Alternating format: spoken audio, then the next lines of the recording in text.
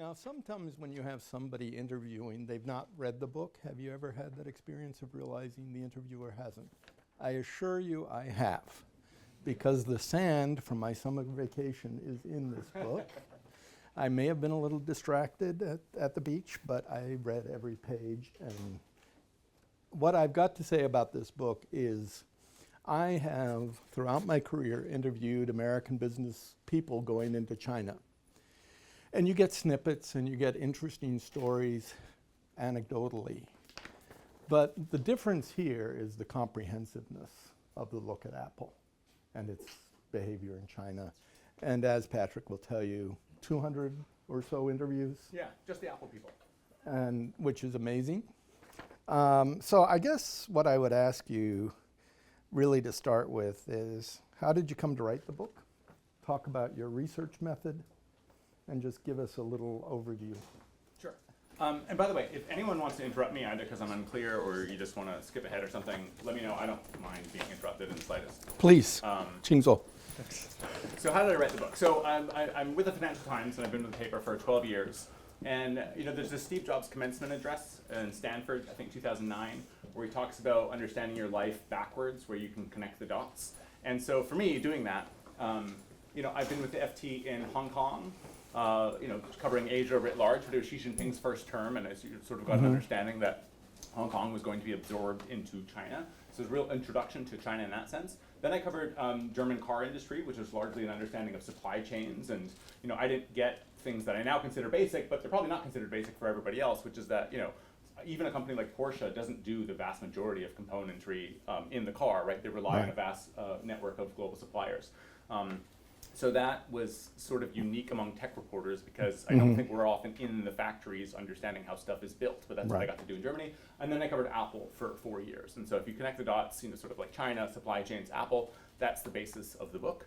But one thing that I've sort of come to realize is that the book didn't come out of 4 years of successfully covering Apple. It came out of 4 years of failure to cover Apple. Because of their secrecy. It's a very difficult company to get inside. And if you are tasked, as you are at the FT, with a really wide beat, one solution is just to sort of ignore things about Apple and just write about autonomous cars and other hardware that was still properly my beat, because it would just take so long to get inside Apple and to get certain scoops. Couple that with the fact that I didn't care for most Apple stories. If the next iPhone has 4 cameras or curved corners, that's a scoop. I don't care, essentially. I'm willing to wait for Apple to come up with that. And one sort of thing I would say is Apple is arguably the most covered company on the planet. Find me another company where there's more than a dozen blogs just devoted to sort of daily or weekly coverage of the company. Is that right? Yeah, a place like the New York Times literally has an Apple reporter, right, in a way that they do not have a Microsoft reporter, let's say. And yet, if you look at the books on Apple, how they make their products is vastly undercovered. It's not a sort of arrogant thing to say it's the first book to look at how they actually make their products. There's no contender. It's not that there have been attempts that have failed. There have been no attempts. Right. And so maybe just as a briefest introduction of the book, it's trying to be 3 books in one. And it's sort of startling that all of these 3 books have not been written. So one is just, the book begins in 1996 when they're literally days away from bankruptcy. They've hired a Chapter 11 lawyer. They're really on the brink. And actually their whole sort of deal over the prior 12 months was trying to get acquired, and that didn't happen. So they really are sort of like down and out. The magazine cover famously in 1997 is The Fall of an American Icon by Bloomberg Business Week. The idea really is that the company's in tatters. The second, the basic book of how did they go from brink of bankruptcy to world's most valuable company, which I think they first hit in 2011. Very weirdly, that book has not been written. There are biographies of Steve Jobs and Johnny Ive and so forth, but tell me the corporate history that sort of takes you through that lens. It doesn't exist. The other one is how did they go from manufacturing all of their own products, which is something, if you know the foundation of the company, it's 2 Steves in a garage tinkering with circuit boards, right? So they really do build their own stuff. There's no electronic supply chain in the world that exists in the late 70s. The personal computer barely exists. So how do they go from sort of that level of control to maintaining that control while they orchestrate the production through the likes of Foxconn and hundreds of suppliers? Right. That's itself a book, in theory. It doesn't exist. And the third one is how do they tie their fate to China? What does it mean? How do you work in an authoritarian government? How do you become both the world's most sort of like exquisite operator in the country. They run the world's most valuable supply chain, but they also have the largest retail business in China, $70 billion a year. It's hard to overstate how significant that is in terms of their success as a retail giant as well. So if the company is so secretive, and I imagine the employees, of course, sign documents to that effect, Yeah. how did you get 200 people to talk to you? Yeah, great question. And I've seen some Apple NDAs and quoted someone once in person saying, I'm pretty sure I gave the rights to my firstborn to Apple. Yeah.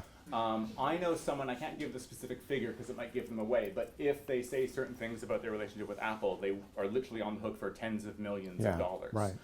There are companies even like Qualcomm, the chip designer, that is itself worth hundreds of millions of dollars, that when they, hundreds of billions of dollars, when they give their quarterly earnings updates, they talk about like a certain computer company located in Cupertino that is a large client of theirs, but like they're literally not allowed to say Apple. Wow. So the level of secrecy at the company is extraordinary. And I've talked to some people that worked both in the military and in Apple, and they would say Apple's far more secretive.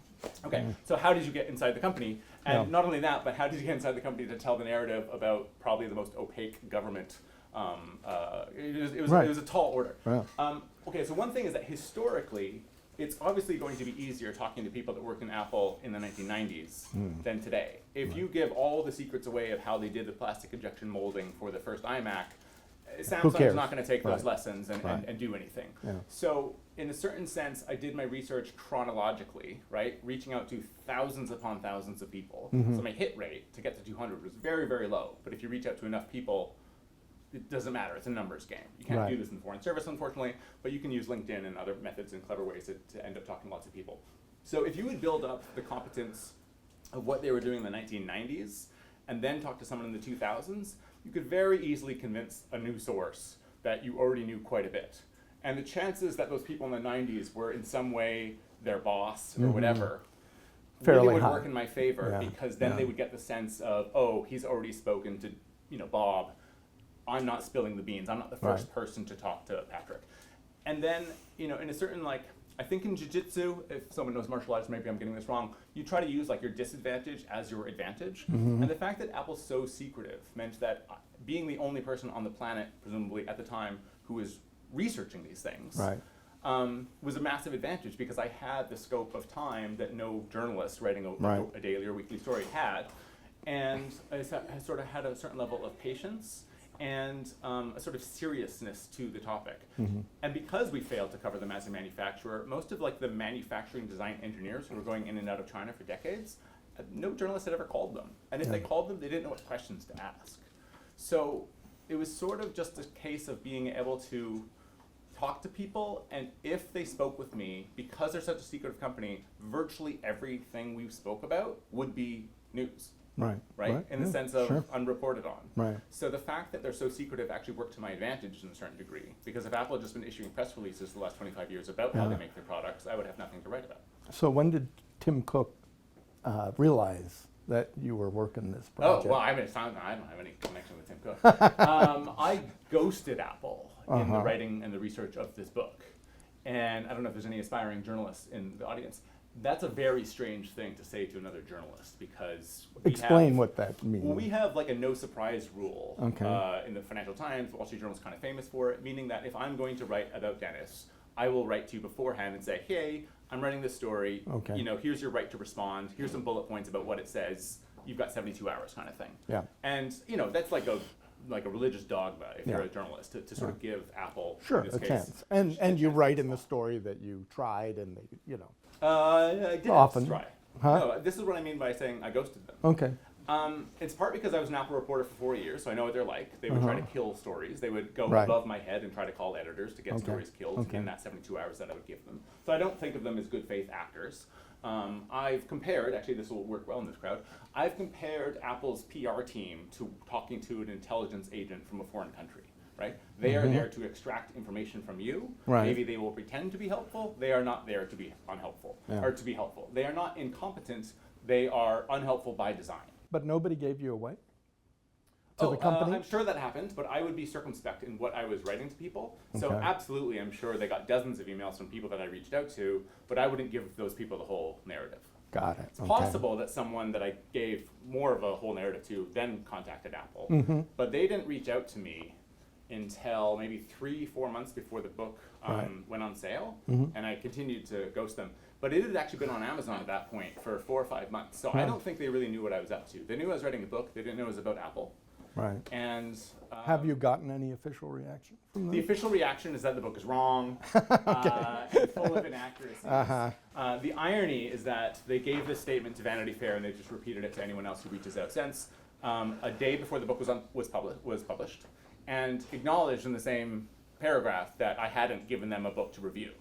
So at a time when the book was unpublished, they nevertheless determined that it was wrong and full of inaccuracies. So the other thing is that I don't care what the PR team has to say. I've talked to enough Apple people to know that it's done very well. It's very well read within Apple circles. And I'll tell you one funny quote. I can't say who this was, but a very senior person who worked at Apple for decades said he tried reading the book while on vacation. Right. And he said it was such a bad thing to read on vacation because working for Apple is so difficult that it was bringing back trauma, reliving trauma going through this. I think I read that in the book. Yeah. Well, no, this is different one. This is maybe Okay. a few weeks ago. I mean, granted, I've had this experience multiple times, but the person's comparison was it's like a Vietnam veteran having to watch Born on the 4th of July. PTSD. Yeah. So, and that's like the highest compliment if I could put it on the back of the paperback. I would. Right. Now, you know, it's an incredible work, and I guess I buy the argument that you couldn't do it the way you wanted to do it with trying to cite sources. But do you have any problem, or does any methodological problem with that? I would say the perfect amount of people agreed to speak on record. Okay. Because if all 200 people had spoken on record, it'd be a mess to Right. read. You You'd couldn't- be right. citing so many sources, and upon second reference, you'd either have to throw in a comma and a clause to explain who they were to remind the reader, or you wouldn't do that, and they'd be like, who's this person again? Yeah. And so it was actually just really nice to be able to sort of say, says a senior engineer, Right. Or something like that. Right. And I think there's enough people on record, and certainly the details are there enough, or I'm just citing actual Apple documents, that I don't think the reader comes away thinking like, I don't think this is a well-sourced book. Right. I think it's pretty clear that it's an extremely well-sourced book. But again, there's so many people, like in the early chapters on the engineering of the iMac, I mean, I must have spoken to 14 to 16 people who were on the project, and maybe 5 or 6 of them are cited. There's only a few people in the book where I full-on go back to like who they were in high school, why they learned Mandarin. Right. learned Yeah. maybe And those are Taiwan. fascinating. Those are stories. great Those are characters, great. Yeah.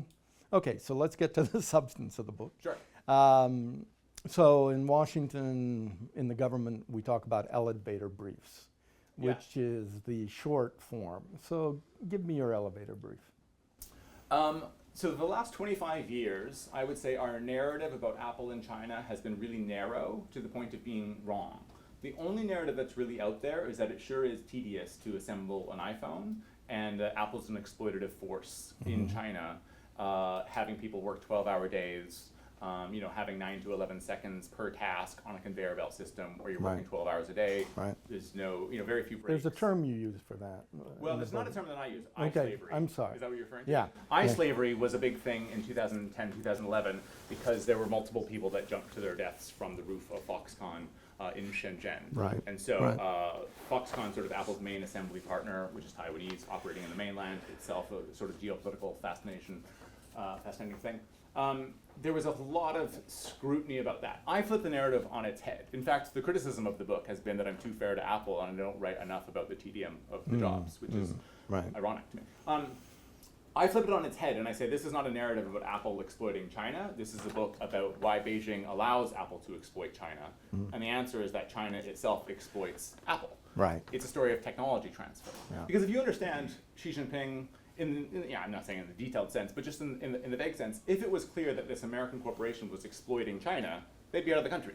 Right? So there's got to be more to the picture. And so the nuance is, of course, that by emphasizing or consolidating its operations in China, the Chinese themselves are learning so much from Apple that Apple is eventually able to convey this to the highest echelons of Communist Party leadership. I mean, literally, Tim Cook is photographed in Zhongnanhai, the citadel of communist power outside the Forbidden City, in May 2016, and convey to them all the ways in which they are helping the country. Right. One question I had, because I found it fascinating, the we often talk about how savvy in business the Chinese are and how they always win. But what I found in this book was you talk about the savvy of Apple. Can you explain a little about their savvy, their business models? You have some great stories in the book about. So you might have a follow-up, because I don't know if this is specifically where you're going after, but one thing that's probably worth emphasizing is that in the creation of a product, Apple has something internally called the pyramid structure. So at the top of the pyramid is industrial design. So you'd associate this with Johnny Ive in the golden age of Apple. And so the team there is basically conceiving of a product in terms of what materials will be used, what it's going to look like, the idea that it's candy colored as an iMac, the idea that it's unapologetically white with a chrome back for the iPod. That's really them. They have like a godlike presence at the company that you do not say no to Johnny Ive. If they've asked for something that like, is mathematically or physically impossible to do, then you would have to have reams of information to prove that it can't be done. A common saying was you had to drive the car off a cliff to prove that the brakes don't work. Okay, they sort of throw it over the fence to PD, product design. That's the team, also brilliant, but in a different fashion, that in a sense takes what Johnny Ive and team have come up with, and they have to figure out like what's the circuit board, what's the battery, like how do we actually make one of these things. The essence of the book is the contributions of the third team, which is called manufacturing design. They're the team that goes off to Asia and more explicitly China over the last decade or so to really figure out what suppliers have the degree of like competence and economic or proficiency and business savvy to respond to Apple's demands.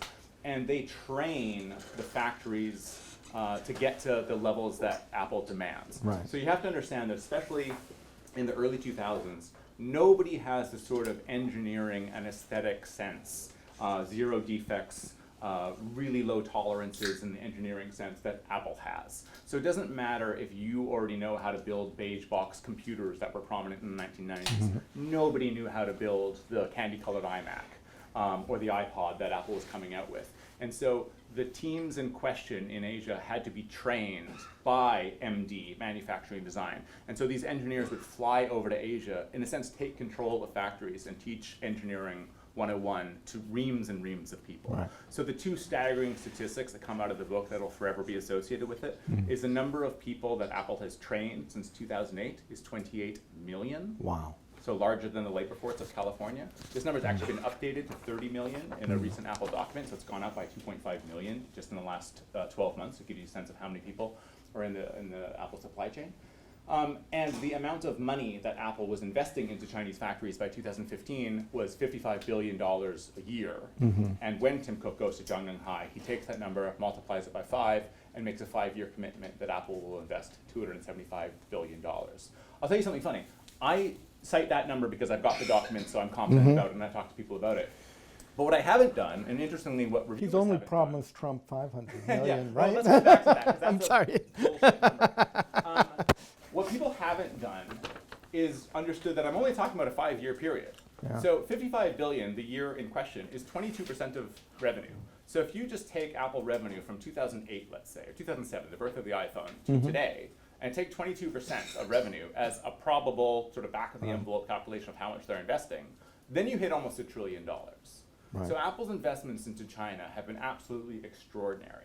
And it's not just the investments in terms of capital and training, it's like a cultural thing. So I hope I'm okay swearing because I think this is being filmed. Steve Jobs would often talk about giving a shit, right? He cares about what the back of the computer looks like. He cares about the color of the wiring within the computer. That's not something that other companies really cared about. And 25 years ago, when made in China was synonymous with low quality, Apple brought not just engineering talent and lessons, they brought a cultural giving a shit mentality and essentially forced all of their partners to adopt that, right? If you didn't adapt to Apple's demands, you weren't in the next product. You probably weren't even in that product. And so the implications of Apple's sort of teaching, their lessons, their investments, I think are as profound as a nation-building effort in China, which is sort of the essence of the whole narrative. This is a very small story, but I found it very funny. The story of how one man negotiated, was he in Guangzhou? So his name's Tony Blevins. Yeah. But what about Guangzhou? Maybe he wasn't in Guangzhou, but it was a hotel room story. Do you remember the hotel room story? With the air conditioning? Yeah. Oh, okay. Tony Blevins is this ruthless negotiator.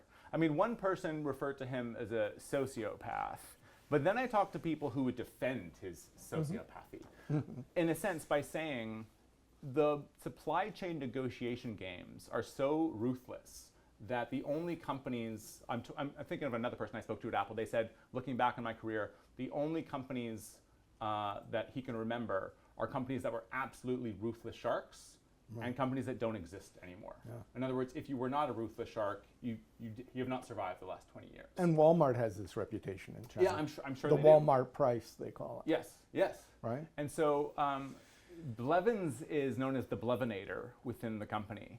You might want to look up how he was fired a couple years ago, by the way. It's not in the book, but it's an interesting episode. Do you know how he was fired? No. Oh, he said some like untoward comments on TikTok about, well, I guess I don't want to repeat myself and get myself canceled or something, but he basically got canceled by Apple. But I would sort of defend his comment, by the way. He's quoting a movie. Anyway, neither here nor there. He would have all these funny tactics for getting negotiations through. So having used to live in Hong Kong, it's a lot like DC in August, just the sweltering, mind-boggling heat that sort of affects your whole temperament. And so in Hong Kong, nobody would have a jacket with them. Right. And so he would hold these meetings in Hong Kong or Guangzhou and have the air conditioning on absolute full blast. And nobody but the Apple team was dressed accordingly. Right. They'd be in suits. Yes, yes. Right. And so by having just the conditions so sort of unappetizing for the other team would just capitulate more easily. But this is just one of a number of things that he would do. I mean, he played mind games with these people all the time. And my introduction to him in the book is that he was able to convince this Taiwanese company called Inventec to assemble the original iPod without having even read the contract. And they protest like, well, no, we need multiple people to read the contract, right? And he's got this 1-inch thick contract. But he basically says, well, like, if you don't sign the deal now, like, we're just going to go to somebody else and get this done. And so they just don't know what they're dealing with, in a sense. And with the size of deals, you can drive the costs. The volumes, you mean? The volumes. So yes, but Apple has this tactic well before they're a big company. And in fact, the first part of the book is called Saving Apple, because especially to a younger generation, I don't think they would realize that Apple nearly goes bankrupt in 96, 97, and again in 2000. In fact, Blevins, when he joins Apple... I remember the big funny monitors they had. Apple? Yeah. Didn't they? Oh, no, they made cinema-clad aluminum things. That's yeah. actually Foxconn's sort of basis for proving their worth within Apple. So when Blevins came from IBM, and IBM was a kind of a mover and shaker at the time, and his manager at IBM says, you're going to Apple? Like, this is undoubtedly the stupidest decision you will make in your life. Right. So it's worth knowing that all the things that Apple began doing in Asia and then in China are at a time when they're not commanding high volumes. And yet they're still getting people to work at almost zero margin. And someone like Terry Guo is the first person to understand that the challenge of working with Apple is the opportunity. Because if you can please Apple, who has crazy demands about quality and just like mind-bogglingly intricate products, then it's the easiest thing ever to supply HP or Compaq or IBM. So he recognizes that the value of working with Apple is not the money, which is sort of ethereal. It's the tangible engineering lessons. I don't think mainland Chinese suppliers get that until about 2016. I interrupted you with your elevator brief, so... Oh. Well, the elevator pitch is just that we have to understand Apple as a manufacturing company, and that in the last 20, 25 years, they've focused so much of their investment into China because China has offered so much in terms of hardworking laborers, ubiquitous laborers, an ability to create factories at a speed where we'd still be doing the environmental paperwork. And they've only really been making those style of investments in one country. And so they're now captured by the country because there's no place else on the planet to get the same combination of quantity, quality, So all this cost. talk of going to India... Yeah, it's basically hand-waving. It's an attempt to get attention, but it's not all that threatening to Beijing. And if it is threatening, Beijing is in a massive position to be able to just cut electricity at random factories for a few hours a day to make their message known that you're not moving to India very quickly. And Apple is seen by the Chinese as an indigenous company, essentially. The iPhone is an indigenous product to China. The more that Apple really flouts its contributions to India, the more it becomes the poster child to the average Chinese citizen of Western decoupling from China. So the more nationalism will present a risk to Apple's business. So if Apple had to build the iPhone outside of China, Yeah. what do you see as figures for how much that would cost? Yeah, so I per distance phone. myself from the question immediately because it's not a question of cost, it's a question of is it even possible? And I Okay. don't really think it is. Now look, it might be in the sense that if it just became illegal for Apple to have a presence in China and they just absolutely had to scramble, then yeah, I mean, necessity is the mother of invention. They would probably figure out something. I think it would take years, but nevertheless it would have to be done. But because that's not the case, Right, so the lure, right, the siren call of just remaining in China is so strong that I don't think they'll do anything. Now, there's got to be a bunch of people in the audience who are saying, wait a minute, Apple's doing loads in India. I've been reading about it. Is that right? Yeah, that's what I keep reading. Yeah, and it's not really true. If it takes 1,000 steps. But what I hear, the parts are all coming from China. Yeah, that's the thing that people miss, right? So Yeah, if it takes 1,000 steps to create an iPhone, and the final one is now being done in India, Yeah. the phone that says made in India is no less dependent on the China-centric supply chain than any phone you've ever purchased. Right. And that really is the case. So the final assembly, it's called FATP, Final Assembly Test and Pack Out, is being done in India for phones destined to America. But it's only because if you take that final step for tariff law, that's a substantive change to the product that allows you to say made in India. But if you just look at the statistics of how many components, sub-assembled iPhones basically are coming from China, you realize that the dependency that India has on China for these phones is extraordinary. And I hear this from all sorts of American companies, that the efficiency in China, the speed with which they can put out a new product for you, Yeah. you know, the logistics efficiencies are just so much greater than anywhere else that And this they is such operate. a point of emphasis in the book, so I'm glad you've mentioned it just because there's certain sound bites of me on social media saying, you know, Apple built China or something like that. And so there's been a backlash against that saying Right. like, oh, this seems like a book that Patrick doesn't give any credit to China. Right. And it's hilariously the opposite, right? My whole point is good luck doing this in America, good luck doing this in India. Apple doesn't seem to have an understanding that China's contributions are once in a century. Yeah. You will not be able to do this anyplace Right. else because the contributions of Terry Guo and Foxconn Right. or of any number of suppliers in China are unfound anywhere else. So China's contributions to Apple are massive. It's just that I flipped the tables a little bit. Right. If you look at the book and didn't have the cover or whatever, you'd think it would be about how China built Apple. Right. The book's also about how Apple built China. Right. And the migrant labor is a Yeah. big part of the story, right? Yeah, so, this is such a interesting topic because I'm really interested in like what can America learn, or Washington, what can Washington learn from Chinese industrial policy so that we can replicate it. And unfortunately, certain things we're just not going to replicate, like at a philosophical level, we would not want to replicate that. And so one of them is that in China, there is sort of like at the state level, state-based discrimination against people from rural areas. Right. There's probably people that know this better than me, but essentially the number of floating population people in China who go from the rural hinterlands of China and go work in Shenzhen, it's more than 300 million people. So it's a greater labor force than all of America. That's amazing. And the reason this matters is their household registration, or hukou, is designated as rural, which means that if you're living in Shenzhen or Shanghai, it's sort of temporary by design because you cannot access federal or even provincial benefits. So your children won't be able to go to school there, you won't have the same health services and so forth. And so that's never something we're going to replicate. Right. Right? That's not like how the American dream works. And how do you deal with the human rights question involved in, you know, So large dormitories, Yeah. poor food? I mean, you hear this story. I don't know how real that this is story really tough. is. So we talked about eye slavery in the past, and Uh-huh. I only quote someone saying eye slavery. I don't put a lot of weight on that narrative. It's not that it's not true. It's that it's well covered. But it's also that, like I talked to a senior vice president at Apple who said that he couldn't perform the average Foxconn job. Do you know what I mean? Yeah. And what he's sort of I saying. mean, it's very repetitive, Yeah, right? I he's mean, sort of you do acknowledging- one part, Yeah. right, on the assembly line. You stand there all day or sit. I Yes. don't know. So from Yeah. any sort of decadent Western perspective, it's Yeah. a job that we could never fulfill. Right. Right. And that's where the eye slavery stuff comes from. But, of course, if your alternative is working 14 hours a day under the hot sun, toiling in a field somewhere, Yeah. a Foxconn job is actually great. So Foxconn, to be clear, has never had any issues with hiring people.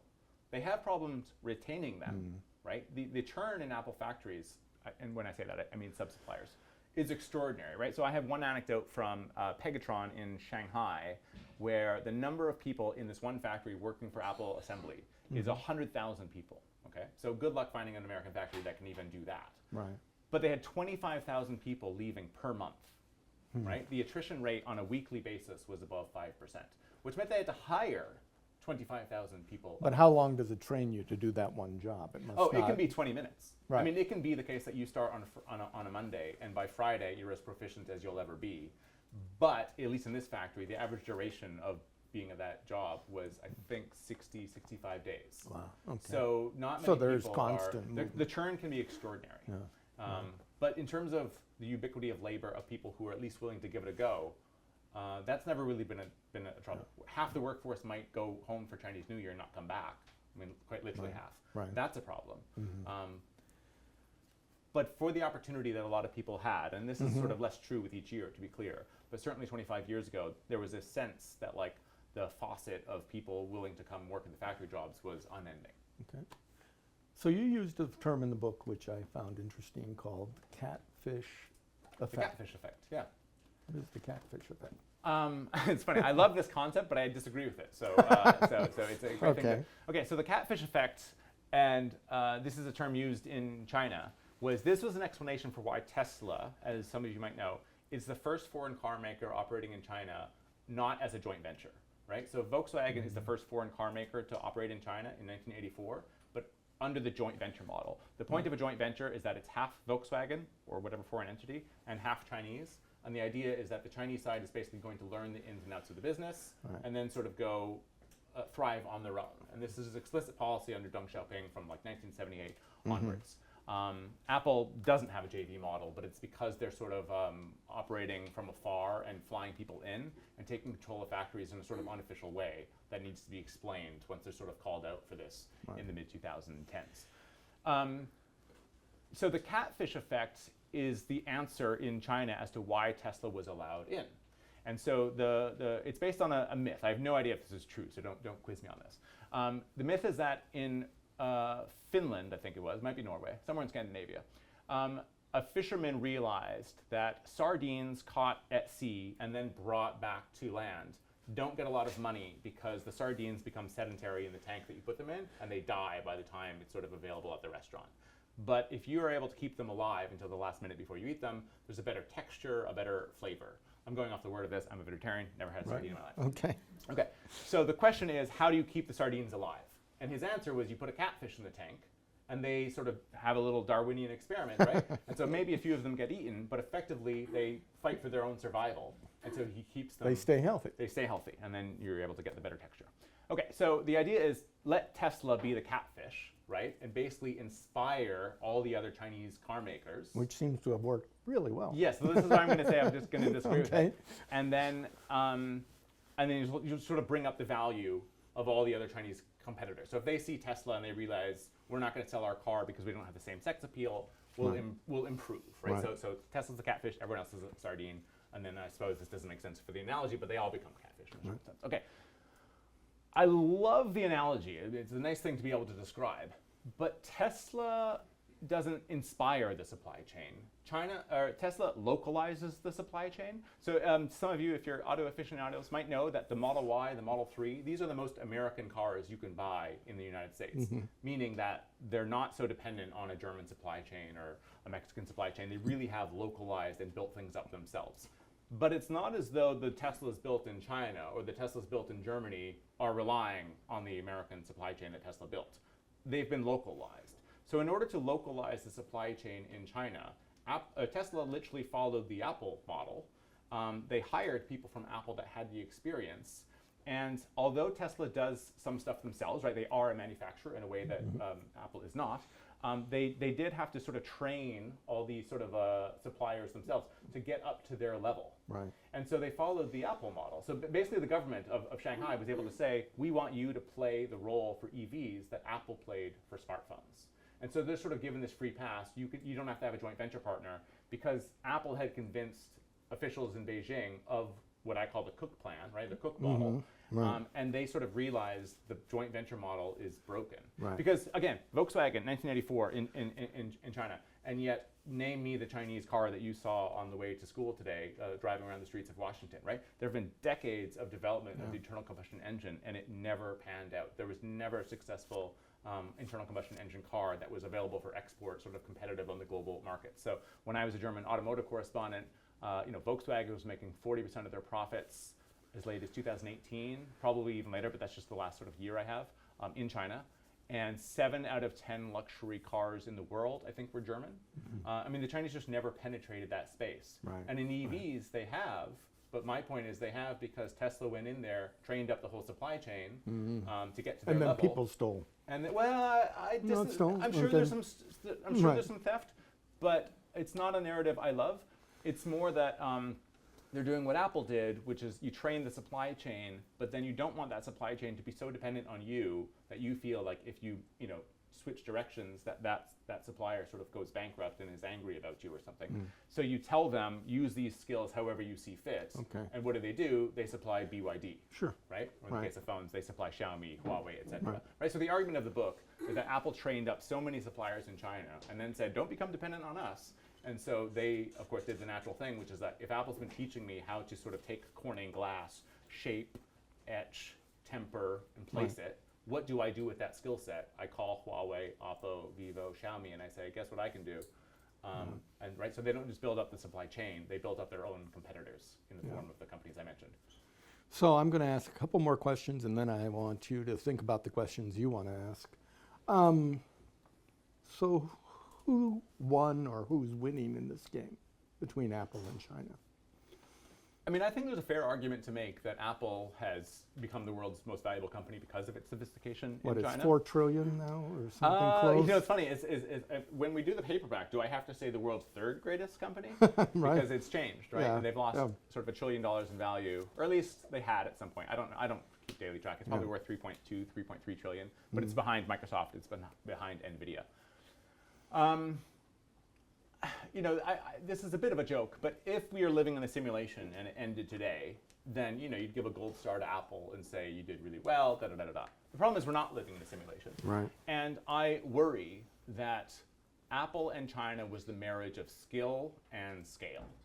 And today, China has both the skill and the scale, right? Those 4 Chinese companies I mentioned hold 55% global market share of the smartphone market. Right. And what's an EV but an iPhone on wheels? They've been able to take those skills and build EVs, right? Xiaomi builds EVs, Huawei builds EVs.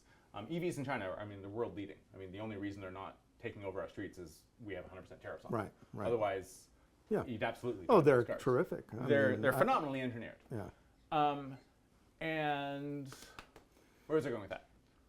Oh, who won? Who won? And so what I worry about is that in the U.S., we still don't have the scale, arguably never did. Right. And I think we're diminishing in terms of the skill. So Right. if I wanted to wow the audience with a phone right now, I'm certainly not going to take out my iPhone. Right. Most of you have one. You've certainly seen it. It would be the Huawei Mate XT, which unfolds and then unfolds again and into a 10.2-inch equivalent of an iPad, let's Right. say. And when it's unfolded, it's thinner than the iPad Pro, which Apple bills as the thinnest Apple product ever. Right? And that's just one of the Huawei phones. I think Huawei phones, I'm fortunate to some degree. I think they're phenomenal.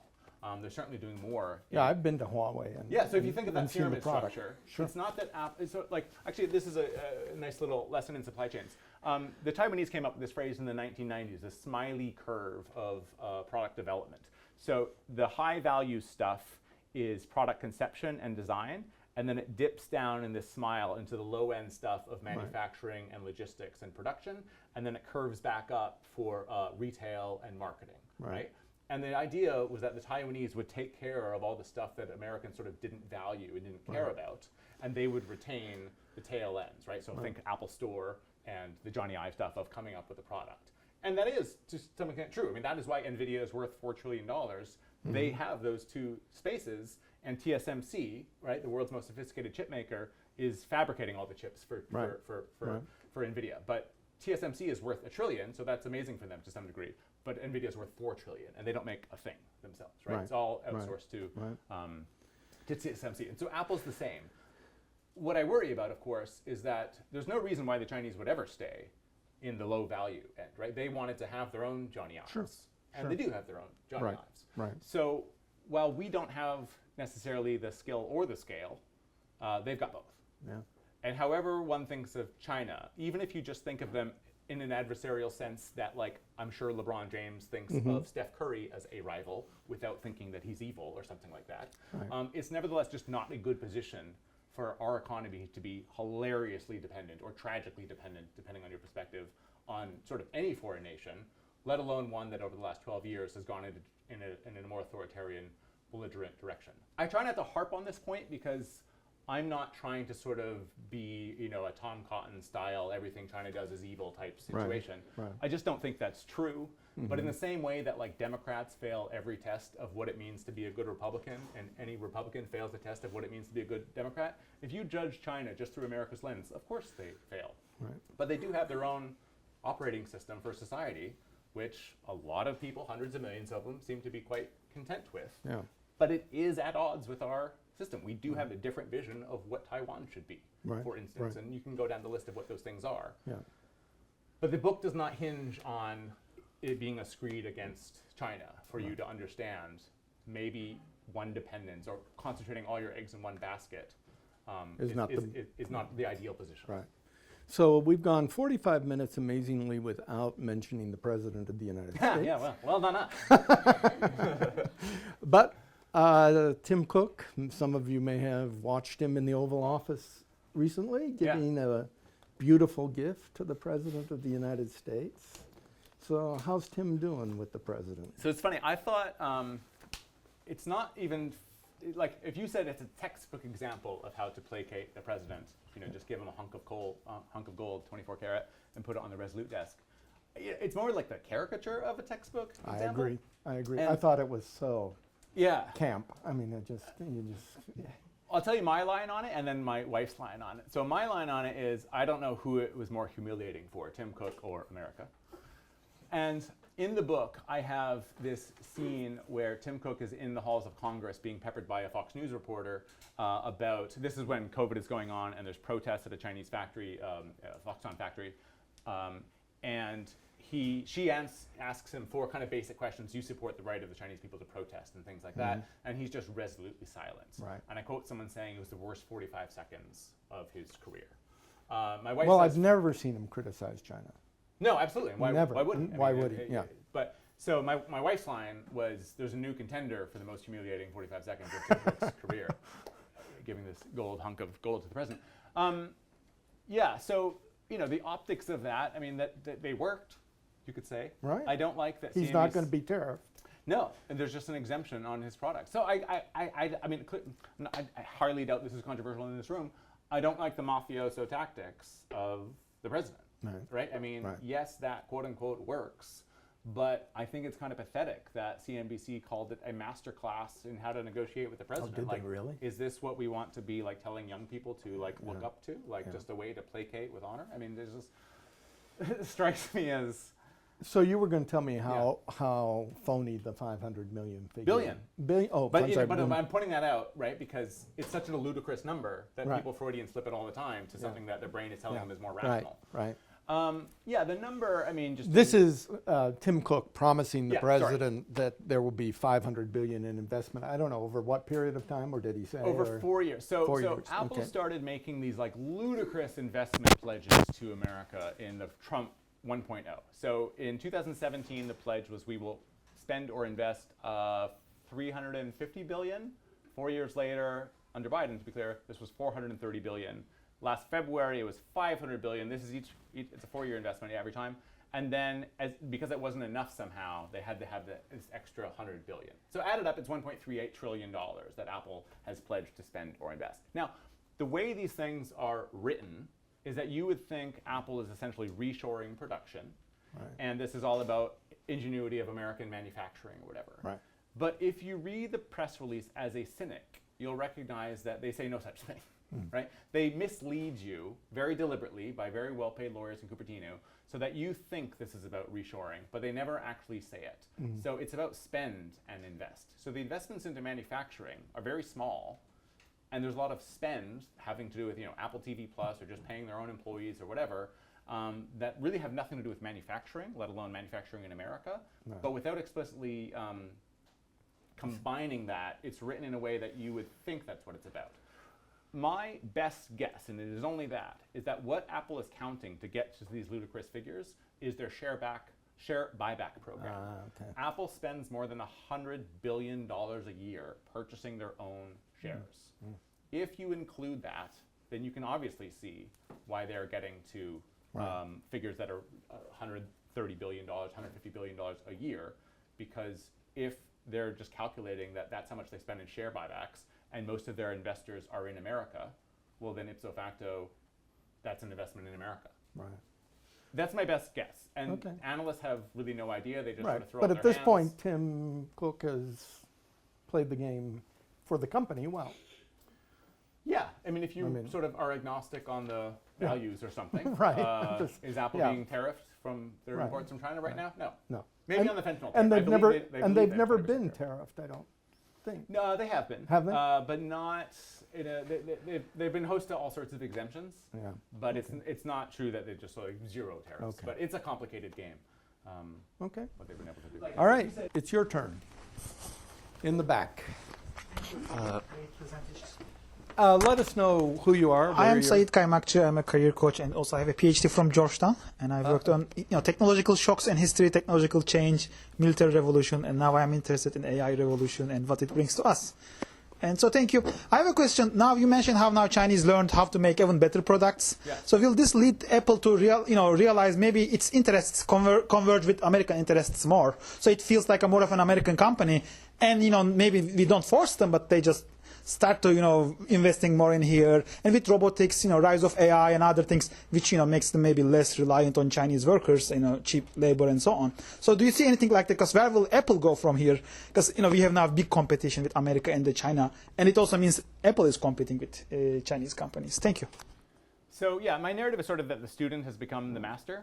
I think the more you understand about how difficult it is to engineer Apple products, the less inspired you'll be that the next one's going to be in Pittsburgh or Ohio. So the reason why the subtitle is that they're captured is that I really don't think they can make any good moves that would diversify from China. Broadly speaking, Beijing and Apple have the same interests in terms of they both get a lot out of the relationship. I mean, there's no place on the planet that competes with China for manufacturing, so Apple wants to manufacture there because they're building the best products at crazy scale, right? It's probably around 500 million products a year. iPhone alone is around 230 million, so if you add up AirPods and AirTags and everything else, it's an extraordinary number. And China doesn't want them to move. I mean, if Apple were to make big moves, it would inspire other companies to make moves, right? Even if they could make it clear that you could build the iPhone in India, not just the assembly, but sort of everything, other companies would make that choice to de-risk from China. So it's really not in their interest. Whereas Trump is more of a sort of disruptor to Apple's status quo than Xi Jinping is. Right. This is that's sort of obvious to me in retrospect, but the first time I heard that from someone within Apple, that really kind of blew my mind. But it makes all kinds of sense if you begin to think about it. I mean, Trump would love to have none of the production in China.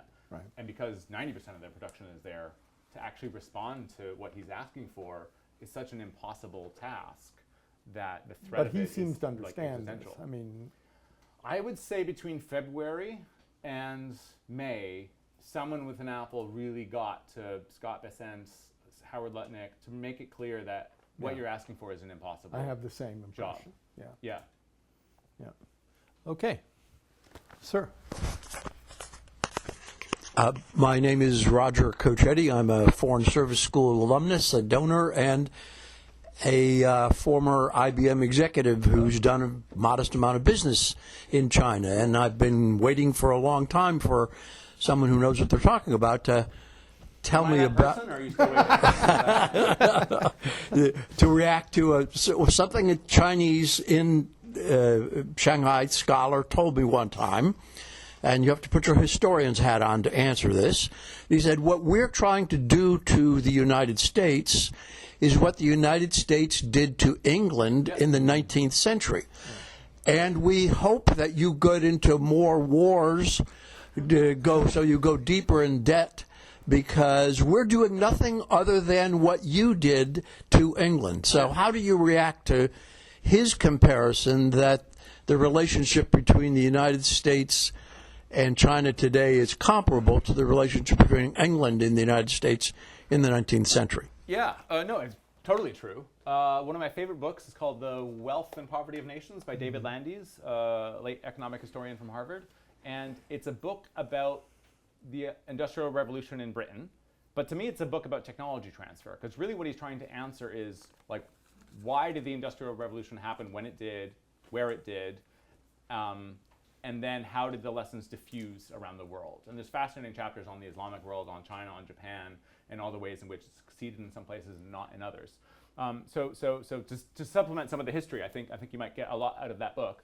What's the name of the book again? The Wealth and Poverty of Nations. It's 25 years old, but it's fantastic. Rush Doshi, who was, I think, a deputy national security advisor for Biden and did a lot for China and Taiwan. Who teaches here, by the way? Yes, who teaches here. Yeah, Right. good call. Good call. Yeah, good shout out to Georgetown. He wrote a piece in Foreign Affairs, I want to say 3 months ago, making your point. Because he goes back further to even make the point that, oh gosh, I'm so ignorant on this, but like the Florence gets overtaken by the sort of surrounding nation states over the subsequent years. So there is a sort of natural trend in which this is sort of the rise and fall of great powers. But yeah, I guess I'm just sort of giving an emphatic but footnoted hell yes to what you've said. And yeah, I think China has a sort of Nietzschean will to power to sort of get back its 5,000-year history back to the top, and they're doing it through manufacturing in a way that really nobody else is emphasizing. So it's all well and fine to say we should be manufacturing more in India or something, but India doesn't have that same will to power defined through manufacturing. And so as a result, they're just not competitive, and I don't see anything that's changing that. Okay. Right here. My name is Test.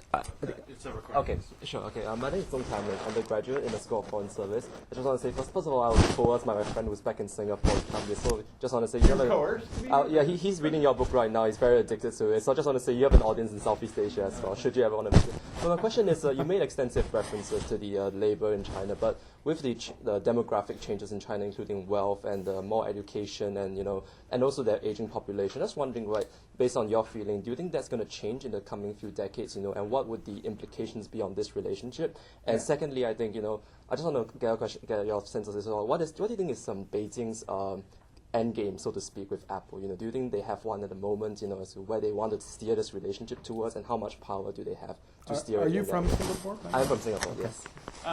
So I'll answer the questions in reverse, and might need a reminder on the first question. So, there's a sense within Apple that they are pretty safe in China, right? Because when Washington, let's say, went after Huawei, I think a natural question was, well, wait a minute, why doesn't Beijing go after Apple, right? That's sort of like the closest approximation we have. And the reason is that Apple has made it so clear to the highest echelons of power in Beijing that they are contributing greatly to their technology transfer, right? So Made in China 2025, which is like a Xi Jinping document from 10 years ago, it's an ambitious plan to sever China's dependence on the West for robotics, electronics, and so forth. And my argument is that Apple, however, inadvertently became the #1 supporter of Made in China 2025. So if you take that seriously, then you would recognize, why would Beijing go after Apple? Why would they kick them out of the country? They get virtually nothing out of that, but the downsides are many. So there's a certain sense in which, however belligerent and authoritarian China might be, Apple's in a pretty safe place there. But I do wonder, to what extent do they still have lessons to be teaching them? I mean, I had made this lazy assumption that, I was told that for an iPhone launch, 500 engineers from Cupertino would fly out in the weeks and months ahead to make sure that everything was, smooth in the supply chain. During COVID, that was impossible. You could not send those people. I mean, the United flights were canceled. So Apple had people going off sort of on private jet from San Jose to pit stop in Alaska and then over to Shanghai, but not just the same numbers. So when COVID ended, my assumption was it resumed, and it didn't. And the reason it didn't is because they had, in effect, proven that the China teams on the ground no longer needed the help and assistance at that scale. And that's great for Apple margins, but I worry about a sort of loss of control from that model, right? It really works to Apple's benefit if they've got geniuses in Cupertino who are flying back and forth all the time and have it in their mind of how to do all of this. Right. If you no longer have that for reasons of cost, then you're going to lose something. You had another question before, and I missed it. The first question, because you made reference to China's labor force. Oh yeah, so demographic time bomb is something that China is absolutely facing. I have some relatives in China, and they say that the concern now is that more and more people getting degrees, for example, but they are not necessarily as motivated to work in these jobs. Yeah. So I'm wondering what that does to the Big problem for China. I don't know that it's a problem for Apple, right? Apple has the resources to pay whoever they need to at a higher rate than the other companies and so forth, right? So even if even if factories in general have a labor shortage, Apple has the resources to make sure that they're plucking the best at all times. So I don't think of it really as a problem for Apple. And then the other thing, of course, is just automation. I mean, China installed more industrial robots last year than the rest of the world combined. So this is their solution to not having enough people over the next 20 Is that years. going into Apple Yeah, I mean, production I've been lines? told everything that can be automated in the supply chain for Apple has already been automated. Okay. The stunning thing is how handcrafted it still is, Right. Despite those moves. Evan, please. Hi, Patrick. I'm Evan Medeiros. I'm a professor here at Georgetown. I sort of study and research Chinese politics and foreign policy. So I have a And question. is head of our Asian program. Oh, wow. So I have a question and a comment. My question is actually about your time covering the German auto industry as it relates to China. And I'll ask a very basic question to sort of see where you go with it. But why have the Germans been so unbelievably, why has the German industry, but especially the auto industry, been so unbelievably slow and naive, my term, in addressing their unbelievable dependence on China and the fact that the shift toward EV globally could potentially put them out of business? So the political economy of this makes no sense. And so I'd love to just hear you riff on that. My comment is just a very short story about my experience with Apple. Before I came to Georgetown, I was at the White House. I worked for President Obama for 6 years as his advisor on China. I was Dennis's successor. He worked for President Bush. And We're still friends. yeah. I mean, these days, I mean, we're We're closer than ever. right, closer than ever. So anyway, Apple was unbelievably reluctant to ever talk to us about anything. You know, when you're at the National Security Council, you basically can call or talk to anybody in the country. Apple would never talk to us. Google, by contrast, was very, very happy to engage with us, and they had all sorts of issues with China. As you know, they do very little business in China. When I left the White House, you know, I was sort of recovering from 6 years of, trauma of those kinds of jobs. Apple called me, wanted to recruit me they said, we've got a big China job, we need somebody like you. What year is this? This would have been spring of 2016. Okay. Yeah, I left the White House in summer 2015. And they're like, we want to, fly you out to Cupertino, 3 days of 3 days of conversations. After the first day was sort of they're running you through all sorts of people who want to talk to you, and my basic message was under Xi Jinping, because you watched when you're in the White House the shift from Hu Jintao to Xi Jinping. The trend was super obvious, and I basically said Apple are going to have real issues. Like China is changing, Xi Jinping is very different. Like the challenges are going to go blah blah blah blah blah. The whole thing And my question to them is what are you guys going to do? Because, you're sort of all in. And interestingly, after the first day, they called me up and they said, we don't need to talk to you for days 2 and 3 anymore. And I flew back to Washington. By So the way, have you read the book? I have not. Because it answers. I mean, spring 2016 is a very consequential period for Apple's China relationship, and I think the answer to Because what happened is in the book. Well, because Apple began to hire senior people living in the country for the first time in 2013, 2014. So never had a vice president lived in the country before that period. I mean, there's a de facto head of China, a guy named Chip Hills, who's sort of more instrumental in scaling the iPhone in China than anybody else. But he was raising 3 daughters in North Carolina, I think.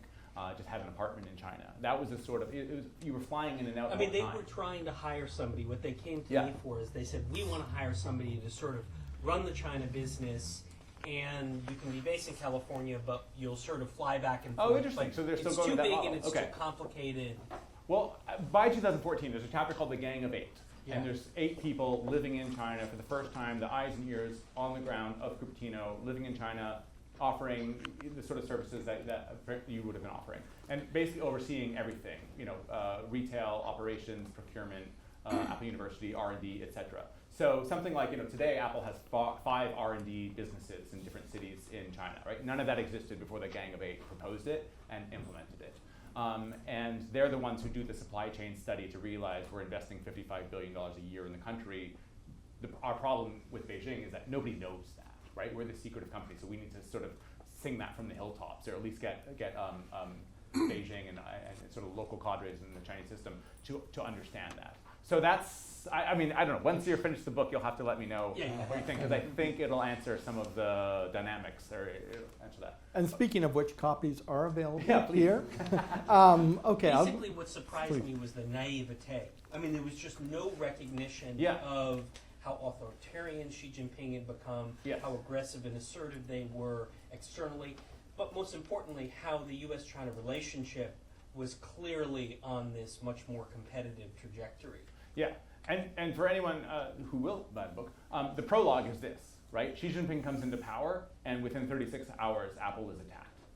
And that's the prologue to the book. And it's the sort of central riddle I was trying to sort of understand, because part 5 of the book, when we come back to that narrative, is the political awakening, where Apple realizes we don't understand Chinese culture, we don't understand Chinese politics. We have cracked the market in terms of our brand presence, and we've cracked the market in terms of our operational sophistication, but we've done so almost unwittingly. We don't understand what we're dealing with. And so the Gang of Eight is Apple's response to having people on the ground who can educate us. Okay, I'm going to take 2 more questions, and I'm going to ask a final question. Why don't we get a young lady, please? Hi, I'm a master's in the European Studies program. I actually spent the summer working at Ericsson, which is the obviously the main competitor to Huawei on the telecommunications front. So it's interesting to see it from a Swedish perspective. I'm curious, as you've been talking about the interdependence between Apple and China, what do domestic competitors and champions, actual Chinese champions, think about this? I wonder, I just don't know the statistics, but how much is Apple used in China, and does the Chinese government see them, or try to sort of prop up domestic champions over Apple's market? Yeah, no, that's a great question. And so, maybe the first thing I could deal with, when I was first on book leave for the book, I think this is September 2023, the Wall Street Journal had this big story that the iPhone was, in a sense, banned by any government employee. And they sort of made a big splash about this. So I'm sort of scrambling in my final week at the Financial Times before I went on book leave to figure this out. And the people that I talked to from Apple in China basically said, this has been true for 8 years. This is not really a story. And so, yeah, there is this sort of directive that you shouldn't be using iPhone, and that you should be sort of supporting the likes of Huawei. I hear about the companies complaining about Apple in various ways. And so one thing that Apple has as an advantage is iOS, right? And then they can sort of give certain tools that are unavailable to the Android universe because they're only for iOS. And the Chinese competitors will be upset about that because, of course, that puts them at a disadvantage. And so that probably has some reasoning as to why Apple hasn't been able to launch things like TV Plus or the iTunes Store, which was at one point actually accepted, and then within 6 months sort of taken it back. So I think there probably is a bunch of pressure there. On the other hand, they are the chief beneficiaries of Apple's presence building up that supply chain. So if you think of something like the Vision Pro headset, I don't know if anyone's tried it, I highly recommend going to the Apple Store and doing the half-hour presentation. The technology embedded in that product is absolutely brilliant. But it is created at the assembly level by Luxshare, which is the biggest competitor, mainland Chinese competitor to Taiwan's Foxconn. And so my understanding is that as Apple is sort of placating Donald Trump and Xi Jinping at the same time, yes, they're trying to do more in places like India, but the quid pro quo is the stuff that's in China will become more Chinese at the expense of US multinationals operating in China, at the expense of Taiwanese operations happening in China. So even if the student has become the master in terms of smartphones, something like the Vision Pro, despite it being a totally useless product in terms of actually owning it because there's no content for it, different discussion, the technology embedded in that thing is amazing. And so Apple continues to teach those companies. And so if Xiaomi is going to come up with a brilliant headset, the likelihood that it's that their technology will be based on lessons that Apple gives to the suppliers is helpful. So in other words, I'm just trying to it's a very nuanced portrait. There's things that they're pissed off about with Apple, and there's things in which they greatly benefit from having them in the company. Okay, one more question here. Gentleman in the corner there. Thank you very much. Thank you so much for being here. My name is Sebastian. I'm a junior in the SFS here. Really enjoyed your book and really enjoyed the interview that you did with Ben from Stratechery a few months ago. That was how I first heard about it, and I really enjoyed it. My question is, given all that you've studied on sort of foreign companies' presence in China, what is your stance, or maybe more mildly, do you have any thoughts on the recent debate about chip exports and NVIDIA's ability to sell in China? Super complex issue, slightly outside my expertise, so I don't want to be sort of too dogmatic or anything. I would only say that if I'm harking back to the narrative, what happens in 2019 is Donald Trump 1.0 goes after Huawei, right, and deprives them of access to 5G technology from America, so they can no longer have, like, let's say Qualcomm in their phones. And if you don't know Qualcomm, you know, any phone you've ever used has Qualcomm technology inside. And deprives them of Google services, which maybe doesn't matter so much in China, but like when I was living in Germany in 2010s, I had a Huawei phone. So if they sort of lost access to Gmail, to YouTube, etc., there's no chance you would continue to buy Huawei. The net result is that Huawei loses $30 billion in a single year. I mean, their business goes from 60 billion to 30 billion is what I meant to say. They didn't actually lose the money. But their business is sort of like decapitated in a certain sense. But Huawei does a lot more than smartphones, like your Ericsson example. So anyway, my point is the intent was to go after Huawei. But the effect 5-6 years later is that actually necessity is the mother of invention. Huawei hunkered down. They now have their own operating system that rivals Android and iOS. They now basically have their own technologies for doing 5G chips, and China's sort of on the ascent, being able to rival the likes of NVIDIA or AMD, et cetera. So where I get sort of stuck on what, you know, Washington should do is the quote-unquote hard stance by having all these export controls is actually just propelling China to do things on their own, which in the end might actually be worse for us. So the sort of soft approach that Jensen Huang from NVIDIA is sort of advocating and convinced the likes of Howard Lutnick, the Commerce Secretary, to go on, right, is for sort of Chinese companies to become dependent on the American tech stack. And that can seem like a sellout strategy in a certain sense. And yet, for the long term, it's probably better if indeed the likes of NVIDIA are gaining that revenue, putting more into R&D, and then outpacing the likes of Huawei. So I don't know what the solution is, but I think it's too simplistic to just sort of think like if we put up a hard wall and own the technology ourselves and do the export ban, that's somehow better for us. That might actually just make China less dependent on us, and therefore they accelerate on their own. So it's very, very complicated. And I think Wall Street Journal had a good article on the smuggling that's going on of NVIDIA chips. And Yeah, right. It's awfully hard to make this export ban work. That as well. Okay, two quick personal questions. One, our students always want to know, how do you get into a field like international journalism? Do you recommend it? What's the market look like these days? I mean, there's so few places to be a journalist today versus, like, say, 30 years ago that I don't know how much optimism I have in terms of, like, you should study journalism. I didn't study journalism, which is perhaps worth knowing. I studied religion. So if you ever think... Where did you go to school? Toronto, University of Toronto. Okay. If you ever have questions about whether, you know, being a foreign service undergraduate is practical, trust me, I've got you beat on the degree of which studying religion is absolutely useless in terms of looking through the classifieds and thinking you're qualified for anything. I don't know. I have a sort of idiosyncratic path. I sort of fell into it. The only thing I really am skilled at is reading, writing, and thinking. I sort of am useless with building anything or doing anything with my hands. So I just somehow found a job in Canada at a magazine. It collapsed within a few months. I moved to DC and found a newswire position. That company also inauspiciously collapsed within a few months. So it wasn't some, road to success story. What about leveraging social media to try and build a career? Podcasting? That's a good question. I mean, to some extent, I understand building your brand on social media, etc. On the other hand, social media is such a time suck that I would sort of think you're probably better off just avoiding that altogether and actually retaining your attention span. I mean, my inability to read long form is astonishing. I don't know that I could read Tolstoy at this stage. Yeah, I know. I just get too distracted. And so I think, in a sense, the younger you are, the more important that is because your brain is still forming. And so if you sort of avoiding social media, I mean, I've got young daughters. I mean, they keep asking if they can buy an Apple product, and it's like, hell no.